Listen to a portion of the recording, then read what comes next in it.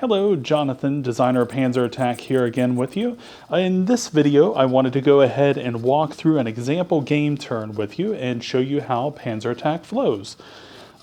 Just to see the initial setup, we have a 6-territory game board. So we have 3 territories that are under German control with 3 territories under Soviet control. And you can see the difference being these territories are pulled slightly towards the Germans, these are pulled towards the Soviets, with this gap between the two, between the German and Soviet controlled, signifying where the imaginary front line is. The front line is very important in Panzer Attack because that tells us how far a unit can move when it's on the attack past the front line. When you have a front line, say here for instance, the only troop or unit cards that can move more than 1 territory beyond the front line are armored and mechanized units. So armored and mechanized, they can move more than 1 beyond. Now infantry, on the other hand, we have an infantry here. He would only be able to move 1 space beyond the front line, so 1 territory here, until that territory was captured. Then the front line moves forward. So that's an important concept in Panzer Attack to remember. So, to go ahead and start out our example game turn, we're going to start with our draw phase. Now, I currently have 2 cards in hand, and both of these happen to be troop cards, which represent the actual troops and equipment that I can play onto the game board. So, we're playing to a normal pickup game, which I would draw 7 cards. Well, I would draw to a hand of 7 cards, so I have 2, I need 5 more. I'm going to draw those. And so now I have a full hand, including troop cards, action cards, some more troops, action. So yeah, I've got a lot of good troop cards here and a couple of action cards. Action cards can be played at any point during your turn or a player's turn. When you play them, you would just take the action that's shown in the special box. So like this one, for instance, immediately attack with any 1 unit that was just damaged in combat during your opponent's turn. So that's during the opponent's turn. Doesn't do me a whole lot of good right now, but we have that in our hand. So I have my hand of cards, and I'm going to put those down for now, and we're going to move into the movement phase.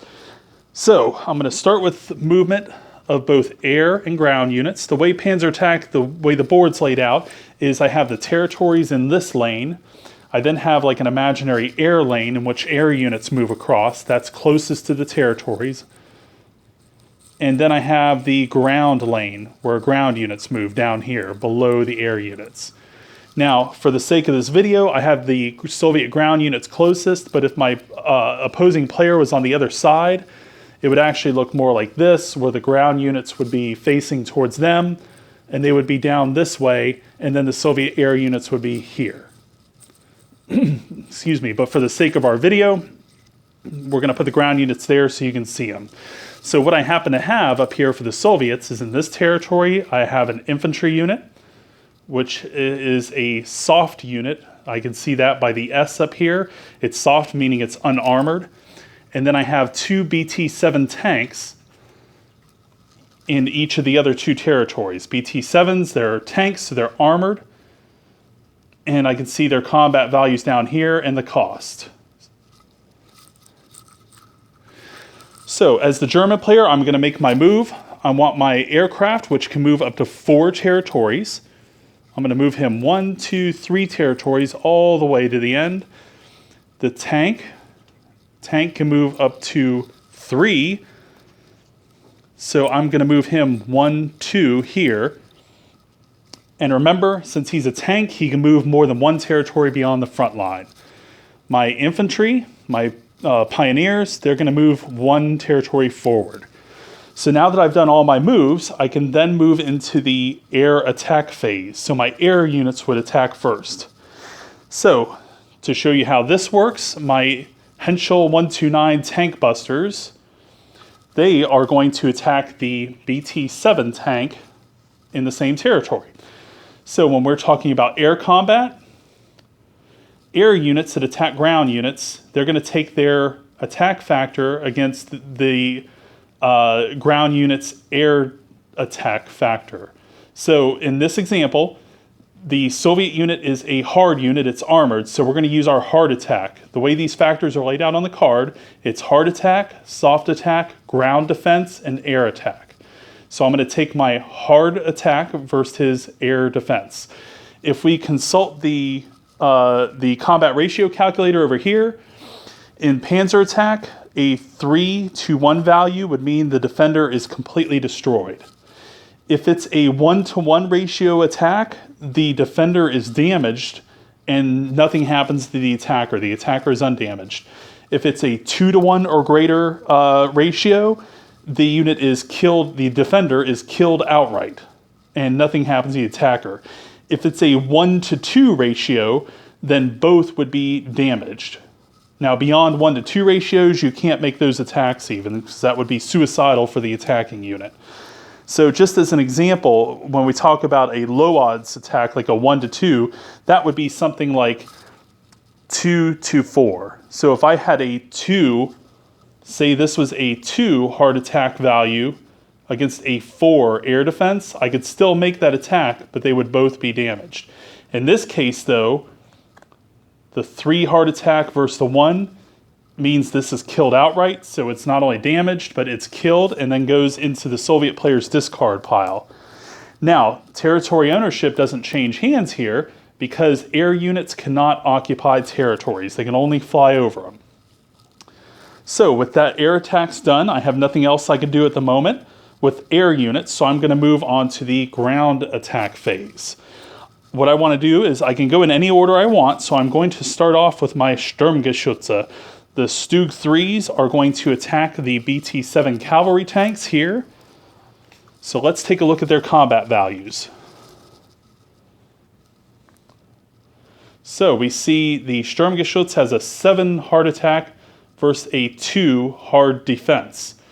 7-to-2, if we consult our combat results table, 7-to-2 means they're destroyed outright because it's a 2-to-1 or greater ratio.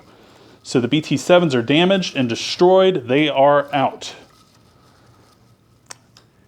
The Sturmgeschütz managed to kill all enemy units in that territory, so it goes under German control now. Now what just happened, this is very important in terms of game mechanics. The front line has now moved. The front line is now here, and this territory is considered encircled. What happens now is any defending ground units, this doesn't affect air units, but any defending ground units, they have their defense value halved, rounded down, but it can never go below 1.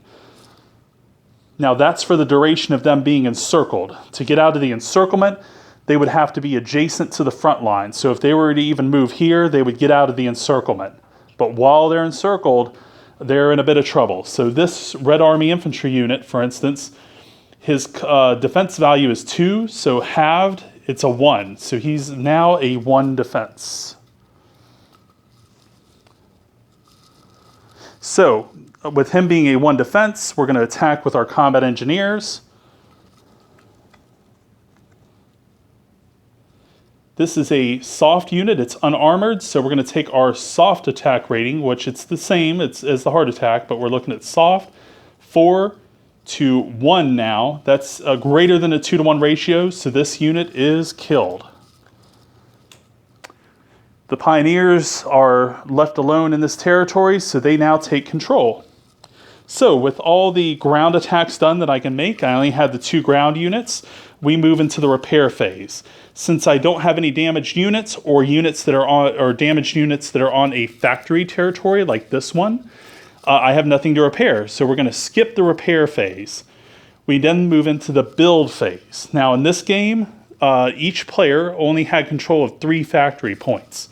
So I can look at my cards and see my costs in the upper right hand corner, and I can choose to produce one of these. So in this case, I am going to choose my King Tigers. It's only 1 card, but they're quite powerful, so I'm going to get them on the board. And I have to produce the card, I have to produce this troop card in a territory with a factory. So now that he's on the board, I'm done with my build phase since there's nothing else I can do. And I then move into the discard phase. In this example, I have a couple more of the Pioneers, but I want to free up one of those hand slots for a different card. Hopefully I get something a little bit different. So I'm going to discard 1 in my discard phase, and thus ends the turn. So you've now seen a full turn of Panzer Attack. Now I did omit a couple of rules just for the sake of flowing fast through this example. But in the next video, I'm going to cover differences. Some of the things I didn't cover this time, like how territories can affect combat, and also a few things like action cards and how they can interact in the game. So we'll see you next video. Thanks.